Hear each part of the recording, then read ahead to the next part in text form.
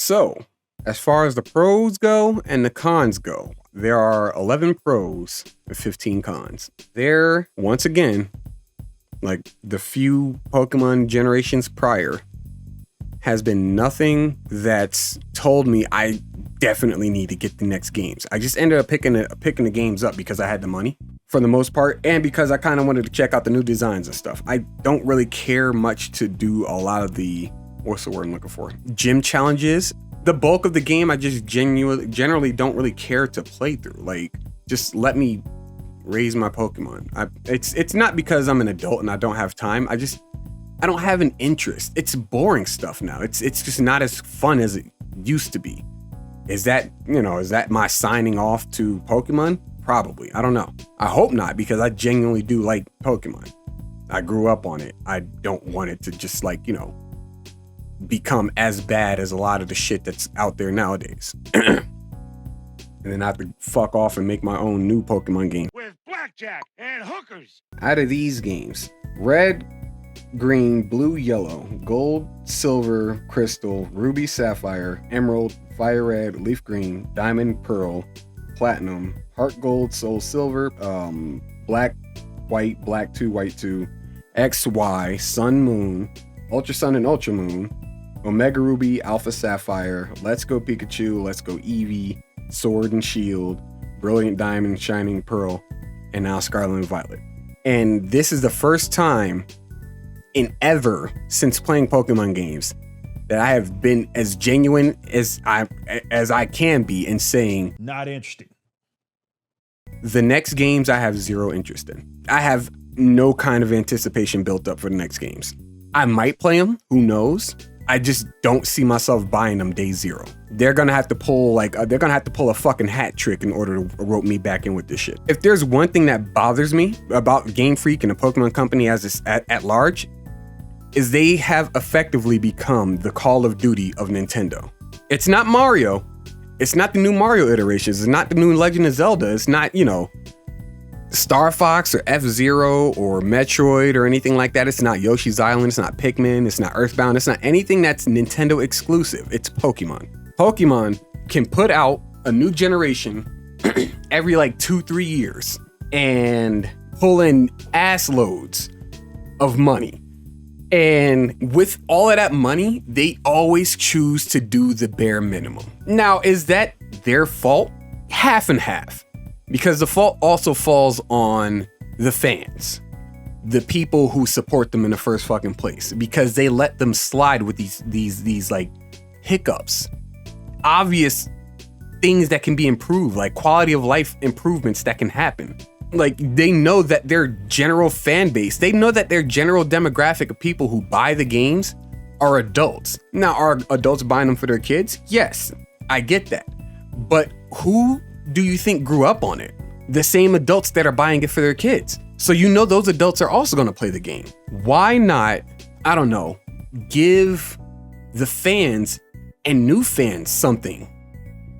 Like Square Enix has done that. Square Enix did that with Final Fantasy VII and Final Fantasy 15, where they made something that works for both ends of the spectrum. People who want to play a classic RPG and people who want to play an action RPG. You have two different styles of playing the game. You can do that. Not necessarily what they did specifically, but you can, hit both ends of the fan space spectrum. It can be done, and they have the money to do so. But because they know they can get away with the bare minimum, they're going to keep putting out the bare minimum. It's like they're constantly passing the class with a 71. Every time. Every fucking time. And it's irritating. It's annoying. It is so horrendous to me, because I want to enjoy the next iterations, whatever they might be. I don't know what they're going to be. Don't care. I wanted to enjoy Scarlet and Violet a lot more, but there's so much nothing with these games. There's so much nothing with these newer games. And it started with X and Y. Pokemon Black and White was their pinnacle. That's when they gave the option to star in movies, go on dates, open up a business. They gave you half of the region for like a portion of the game, and then the other half of the region for after you beat the Elite Four, where there were higher challenges and stuff like that. You had, you know, the Battle Frontier where you can go challenge stronger people. The Battle, was it Battle Subway, I think it was called, if I remember correctly? But like, they had so much shit to do post-game that kept people looped in and kept them invested in the new stuff. And then they had the whole AR feature where you could catch specific legendary Pokemon outside of the game and then bring them into the game. You can go online and play their mini games and like bring data from those, from like, you know, online into the game and use those Pokemon. Like, it was something innovative, it was something creative, it was something fresh, it was an experiment that worked for the most part. Then they abandoned it and went with something simpler with Pokemon X and Y. Then they went even simpler with Sun and Moon. And Sun and Moon was a fucking travesty because they could have skipped the first two releases and gave us Ultra Sun and Ultra Moon, because Ultra Sun and Ultra Moon were the same fucking games as Sun and Moon, but only a little better. And this is what I mean. They can put out cash grabs all day, every day, and they know us retards will eat that shit up. Us retards being the people that buy the games. Like, I genuinely don't want to give Game Freak any more fucking money.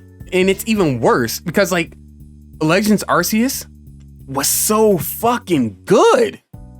That's the worst part. It's not a mainline Pokemon game. It was good. Pokemon Coliseum, good. XD, Gale of Darkness, good. Conquest, good. Stadium, good. Snap, good. Like, they have so many goods, and they constantly fuck it up with their primaries, like with their mainline games. How do you fumble? How do you chip the crown jewel but leave the other ones untouched? Was unblemished and pristine or whatever. Like, you're fucking up what is good about Pokemon. Let me go through some of these here. So, here's what I mean.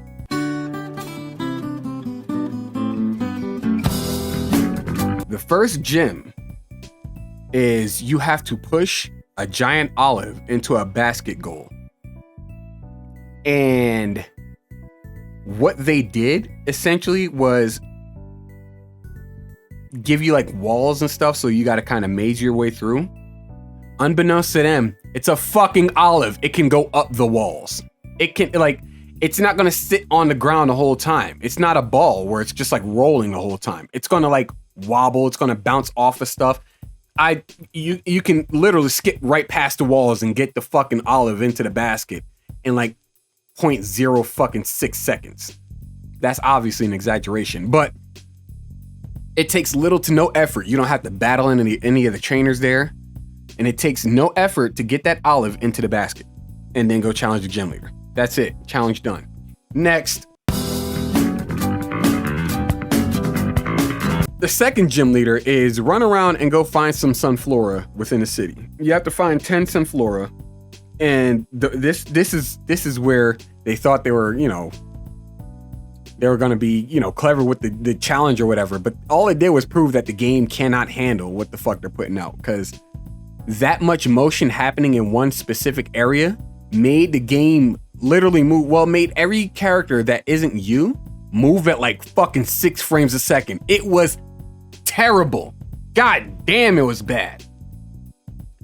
You don't have to challenge anybody. You just have to run around and find some flora, which takes almost no effort. Almost no effort.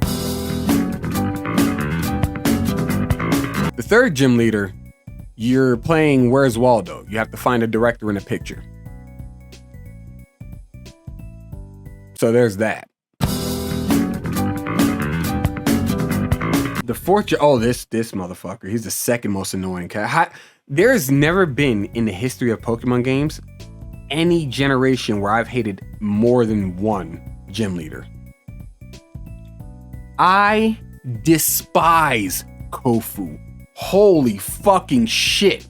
Because you go into the fucking building, this motherfucker runs out, is like, I gotta hurry up, I'm late. And like, you know, his fucking assistant comes out and is like, can you run this wallet to him? So you go to like to wherever his fucking wherever he is, give him his wallet.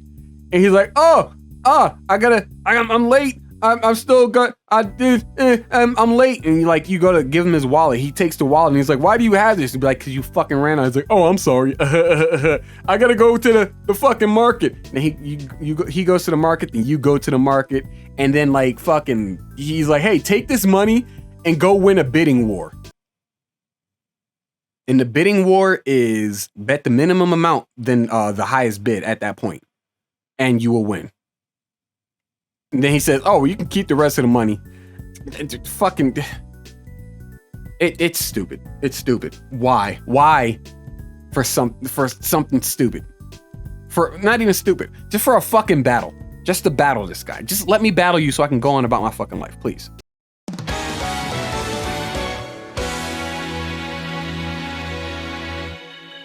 Oh, my boy Larry. Arguably the best gym leader since Volkner. He was so good at his game that he got bored and left the gym. And when you find him, he says, "If you don't beat me, I'm gonna quit being a gym leader and go challenge the Elite Four." I was like, this man's savage. This man is so bored with winning that he is Saitama. Who gets mad at Pokemon trainer Saitama? Like, real talk. Larry is the realest dude in this fucking game. He's probably the only dude in this fucking game. The challenge with Larry, which I wasn't all that impressed with, but I do like they had you at least battle trainers. Like it wasn't like, it was it's optional to battle him. I'm fine with having people like, you have to battle trainers in the gym challenge. That makes sense. I'm fine with that. I'm cool with that. So like they did this, they were like, okay, well, what you have to do is go around the city and talk to people who are also taking the challenge. They have different ingredients that they're looking for. And if you beat them, they have to give you information on what that ingredient is so that you can then get the secret menu item, like come back to the restaurant and then order the secret menu item. And then from there, you would challenge the gym leader. And that I thought was pretty creative. I will give them that. I will give you that. It's not any kind of like bias for Larry or anything like that. It's one, they have you battle the trainers.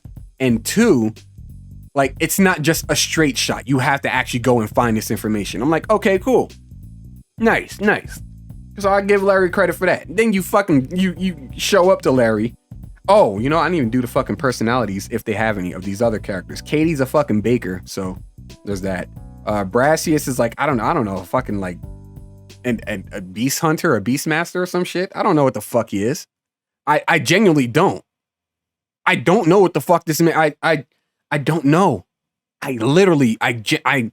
I'm so fucking dead ass. I don't know what the fuck Brassius does. He just yells. What the fuck is? I don't know what he's. He just fucking yells. Why? Who mans is this? I don't know this guy. I don't know what he's good for except for being a gym leader. Anyway, Iono's a fucking streamer. I guess she's like one of those like hyper streamers, I guess they call them. So she's like high energy and, bubbly and shit like that and annoying. Kofu is a crybaby with the weirdest fucking facial hair because I think he has like, 2 monobrows? Which I know makes no fucking sense, but I think my man's got 2 monobrows and a fucking beard. It's so goddamn weird. Like, holy shit. Nonetheless, Larry, my man shows up in a business suit, the frazzled hair with the briefcase, and is just like, all right, my lunch break is almost over. Let's make this quick. You beat his ass, and he's just like, well, you did what was needed to be done. I commend you on that. Here's your badge. Carry on with your challenge. It's like, this man is so business oriented, and I love it. How is the most boring guy in a fucking game the most interesting? I don't know how. I don't know why. But if that was their aim, is to like make Larry shine, they flying fucking colors on this one. Rhyme, I really don't want to talk about. Jesus Christ, I hate this bitch. Like, she shows up, somebody's grandmother shows up in a fucking PVC leather suit looking like Mary J. Blige currently, and starts rapping worse than Mary J. Blige currently. And the challenge is simply double battles. A very underutilized battle style. Very underutilized. I love multi-battles. But this was so stupid. You go on a stage, you double battle one guy, you double battle some chick, and then you double battle her side DJ, and then you double battle her. That was it. It's like, that's...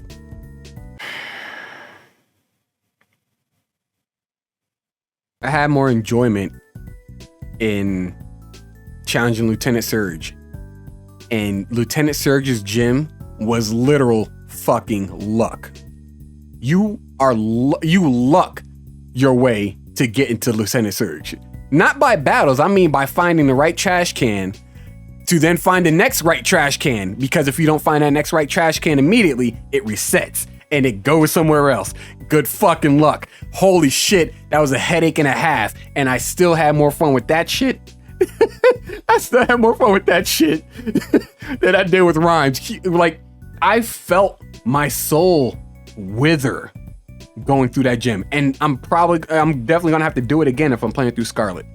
Rhyme is one of the worst gym leaders of all time. Not because of her battle style, not because of her typing, but because she's Rhyme. Holy fucking hell. And then she has a twin sister named Time, who's a teacher at the school.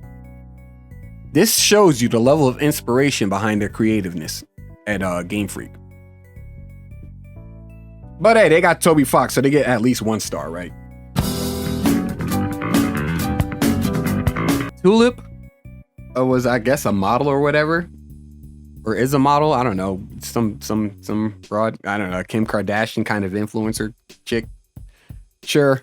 The way that it goes is like, you go in, you don't talk to her. You talk to her like assistant, who's actually the gym teacher. Again, very uninspiring characters here. Who's the gym teacher at the school. And what you do is go through this like slow paced ass fucking parappa rapper style, like you're pressing buttons that match the icon shown on the screen. It's so retarded. And then you battle people. And it's like, this is a waste of fucking time. But then like you get to Tulip and like she shows up, she's on the phone, and then like she gets off the phone, talks to you, battles you, talks to you a little more, and then she leaves. Like there's nothing else about her. And then the final fucking gym. The final gym, you go and do the mountain slide. You're taking your ride Pokemon and sliding down a mountain and just hitting checkpoints. That's all. And they're like, oh, well, you have to, do it in under a minute or some shit like that. I don't know. It's like, oh, you got to do it within the time limit. You can do that shit in 40 seconds. You're good. Oh, you can do it in a minute. You're good. You see that big ass gap? That's how fucking weak this shit is. That's how weak that fucking challenge was. Then you fight, Grusha, I guess his name is. Grusha, legit, when I first saw Grusha back, like, when they were doing like character reveals and shit like that, I was like, oh, all right, this chick is going to be interesting. Well, she's a guy, so. This twink, you beat his ass and that's it. All in all, going through the gyms, right? Going through the gyms was so stupid. Very rarely did I actually do a gym challenge in here and enjoy myself. And by very rarely, I only mean once. Then you get to the gym, the fucking Elite Four, you do the fucking stupid ass, the league challenge, or the fucking interview. They put you through a stupid fucking interview where you have to answer the questions correctly to their liking. Like, the shit that pisses me off, there was one question up there. It was like, why did you decide to challenge the Pokemon League, right? And the options are either A, I want to become stronger, B, for fun, or C, I think was I don't know, if I don't remember, or if I recall correctly. But I picked the option that says, I think I said for fun. I said for fun, I guess. And that cost me the fucking interview. Legitimately, you have the option at the beginning of the game to answer people when they ask, hey, why are you taking on a challenge? Or are you going to take on a Pokemon League? You can say no. Nah, I don't plan on it. I don't want to. I don't have an interest really, right? And they still, after you take on the challenge, they're like, oh, well, why do you Why do you want to challenge the gym? Why do you want to challenge the game? The fucking league. I want them to have an option that says because this game won't fucking finish if I don't. I want that option because y'all fucking make me. You make me. That shit made me. I legit just got mad for like a split second. It pissed me off. It pisses me off. The fake options. The fake fucking options. I just want the ability to be like, well, I decided to challenge y'all because people kept fucking bugging me about it. They kept saying, hey, you gonna challenge Jim? You gonna challenge Jim? You gonna challenge? Like, I don't fucking want to. I don't care to. Let me live my fucking life, please. But you get into the fucking, like, the league battles, right? Rika looks like a dude. It's cool or whatever. She's got like a David Bowie kind of swagger. Cool. You fight the little girl, I forgot her name, Poppy. God damn it. Poppy. I just looked at her name, almost forgot it again.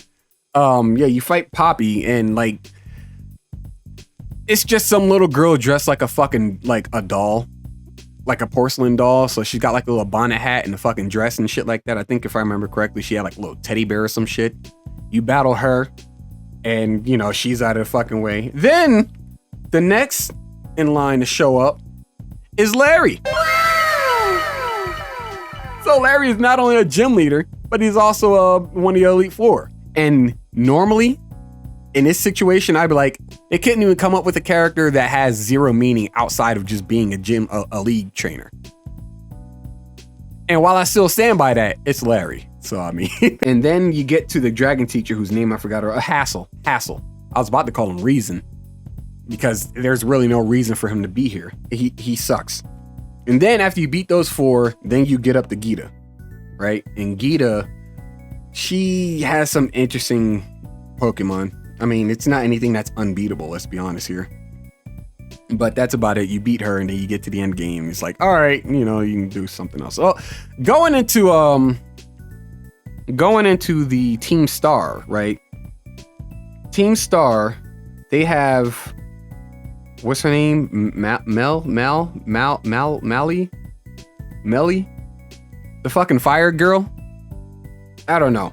She's as predictable as a rail thin fire female fire gym trainer or trainer goes.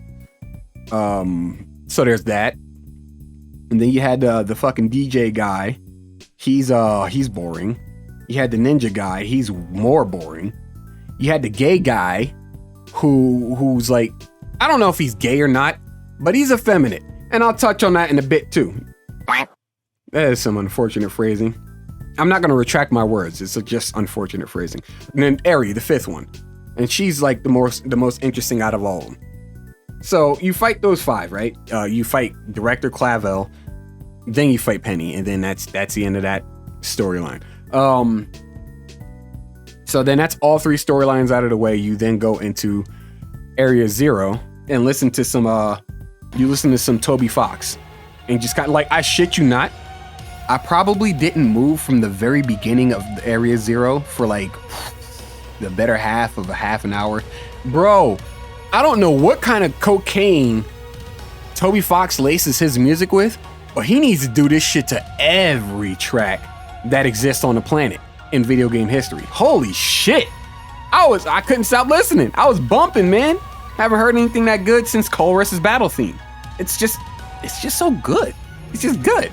And then it goes into the battle version of the song, and that shit bumps. And it goes into like the other different versions. I'm like, dog, I don't want to leave this area. I'm just gonna live here forever. Fuck it. That's most of the talking points. I've now recorded for like over 2 hours. I'm pretty sure this is like a 2, maybe 3-part thing. I don't know. But one of the things that was most standout, and it's funny because I wasn't the first one to mention this. It was actually someone who doesn't play the mainline Pokemon games that I work with. She said that she was talking to a friend of hers that was playing a game, and that it was mentioned, I think her friend didn't play the game but saw the designs and stuff like that, but mentioned that there is a severe lack of masculinity in these games, in the Pokemon games. I don't know if that's by design. I'm pretty sure that's by design. I don't know if it was intentional in the way that it came off as, but there's like almost no men in this game. And by men, I mean like masculine figures. There's like no one that like, you look at the previous generations, right, of Pokemon, like the player trainer, Red had a level of masculinity to him. Gold had a level of masculinity. Brendan is his name. Brendan sorta did. Lucas sorta did. The 5th generation Hilbert, I think his name was, he had a level of masculinity to him. And like, you know, the list kind of goes on. There's a level of masculinity of sorts to like all of these characters. They're generally like between the ages of like 10 and 17. But you get to these newer games, like Scarlet and Violet, that shit's out the fucking window. No. It's out the fucking window. There's nothing masculine about the trainer characters. The character customization allows you, the guy, the male character, to dress up in a girlish fashion. So you can put on, you know, the sun hats. You can put on, or you can style your hair in a feminine way. You can put on makeup. You can make yourself look effeminate as all get out. However, a lot of the selections leave a lot to be desired when it comes to just making yourself look like a dude. Like, I try my best to make myself look like a guy. I have to look like, you know, I have to look like a young businessman. The modern Japanese businessman haircut. I'll say that. Throw on some fucking glasses and like some cut off gloves. I'm just running around looking like, you know, I gotta handle shit. I'm running around looking like Agent 42, and it's fine, right? That's about as masculine as I can make my character look. The NPCs, however, the NPCs are lacking. You got Larry, the manliest character in the fucking game, is a businessman. Then you got some other guy in like a pink shirt, and he's like buff as hell, and he's got like a strong jawline, but he's like, they make him look like Colonel Armstrong, but actually like effeminate. It's pretty unsatisfying. There's also the professor. Professor Turo looks like they have him like, you know, manly, but spoiler alert, give it like another 4 seconds. 3, 2, 1, 0. He's dead. Professor Turo is dead, and who you were speaking to the entire time was an android, an AI android that looks like him and has his memories. Like he implanted his memories into the android. And I thought that was pretty cool. I thought that was a pretty cool thing that they did for what's his name? Whatever his name is. The guy with the fucking weird ass mop hair running around looking like Steven Tyler without the lips. Because for the longest time he's sitting there like, oh well, my dad is never around. He's always engulfed in work, so on and so forth. And like you get to the end of the game, he's like, yeah, no, your dad is never around because he's dead. Your dad is dead, and the android cannot leave he cannot leave Area 0. He's kind of programmed to not be able to leave Area 0. He has to stay there and defend it. And I was like, okay, that's a good premise. That's actually good. That's the other star. That's the second star. I'll give him 2 stars. So that's 3 stars at least out of 10 for the new Pokemon games. Like the only manly characters, every other male character was just like some level of effeminate or very whiny. Like, am I going to sit here and act like I don't like, you know, gripe and bellyache about some things? No, I do. I get that.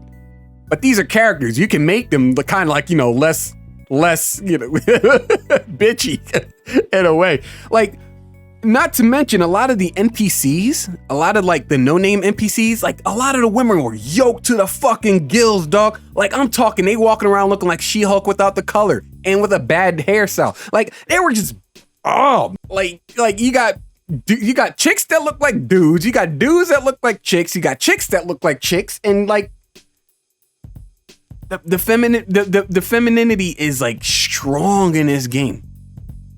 Or in these games. Like they're still playable, obviously. They're still Pokemon games at the core. I just skip all the dialogue. That's probably why there's so much dialogue. But nonetheless, I'm gonna fly through the list because I drew the fucking goofy ass gender things next to everybody's name. So Katie is a girl. Brassius is a feminine presenting dude. Iono's a chick. Kofu's a feminine dude. Larry's a dude. Rhyme is a chick playing a dude. Disguised as another dude. What? Tulip is a chick, and fucking Grusha is a twink. Like, holy shit. I would not be surprised if every picture of Grusha was just him with the, you know what? Then you get to like the Elite Four. You got Rika, who's like a masculine presenting dude. Masculine presenting chick, I mean. You have fucking Poppy, who's obviously a little girl. You have Larry again. You have the dragon teacher, what's the name? Hassel. He's you beat him and he just starts fucking crying. He's like, I'm so proud of you. You beat me. Like, the fuck? Then you beat Gita, who's like, you know, questionable in her gender. It's gender. You beat Gita and then fucking Hassel starts crying again. Like, this nigga's Kevin Smith.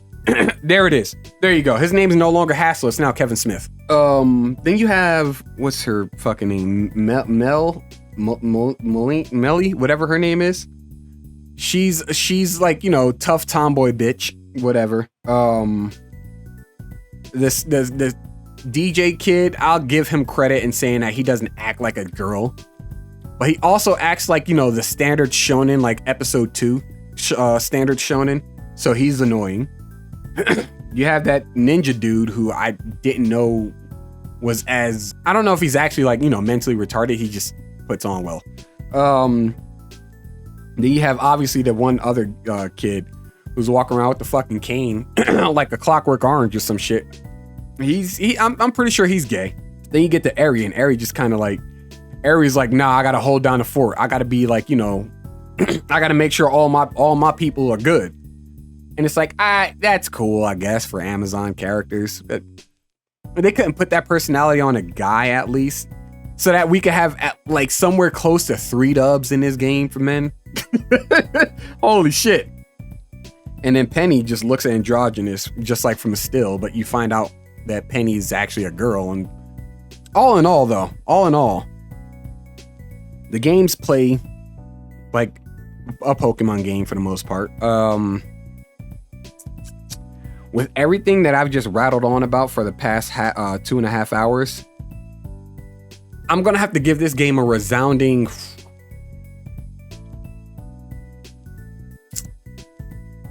7 out of 10. That's probably the lowest I've actually ever given any Pokemon game. For the most part, every Pokemon game I played, I've given at least an 8.5. At least. And that's just being biased. This is me being unbiased. This is me being biased, because if I'm being unbiased, if I'm looking at this from a sense of like, okay, this is my first time getting into Pokemon, I'm gonna try it out. I play and I'm just like, this shit is very gay. Then I'd end up giving it like fucking 4 stars. No, my bias rating is a 7. My bias fucking rating is a 7, which means my unbiased rating, since if we're gonna go off, we're gonna keep this as unbiased as possible, this shit gets a fucking 4. Nope, it gets a 3.5 because it wasted my fucking time. That's what it did. I will not be looking into buying the next Pokemon games. At least I'm not so much. I won't be looking into it because, you know, I obviously have a bias here, but I won't be anticipating. I picked these 2 games up with almost little to no information because I just didn't care to look anything up. And I told myself, yeah, I'm going to stay as up to date with the Pokemon information as possible. I want to make sure I'm getting invested in something I'm going to enjoy. Or rather, I want to make sure I know as much as possible about this game. But you get to the end of this game and you're just like, fucking hell, dog. Like, this shit was $60, you said? Fuck me. 3.5 stars. Unbiased 3.5 stars. So, you know, that's my review. I could continue to tear Pokemon a new one, but 2.5 hours in, my throat hurts. I am drawing a manga. I'm drawing a manga. It's called Fandemonium. Follow me on Locals and on Twitter, mostly Locals, where I'll be doing updates. You know, I'll be putting out like posts as far as concept art goes and pinups and whatnot, some time lapses of some of the art. I'm gonna make the first chapter or the first release is gonna be free, and then everything after that will be optional pay. So you don't have to pay for it, but you can if you so choose to. If this would be something that people wouldn't mind paying for. But I'm working on that. Look forward to that being released in due time. Catch me over on the Midweek Hump as well. Midweek Hump on the Shagsworth's YouTube channel. Every Wednesday at 9 p.m. Mountain Time, 11 Eastern. Otherwise, I guess I gotta check on the dogs, make sure none of them died. Anyway, until the next time I put a video or something like that out, you guys stay safe. It's real in these streets. Much love to you all, and take it easy.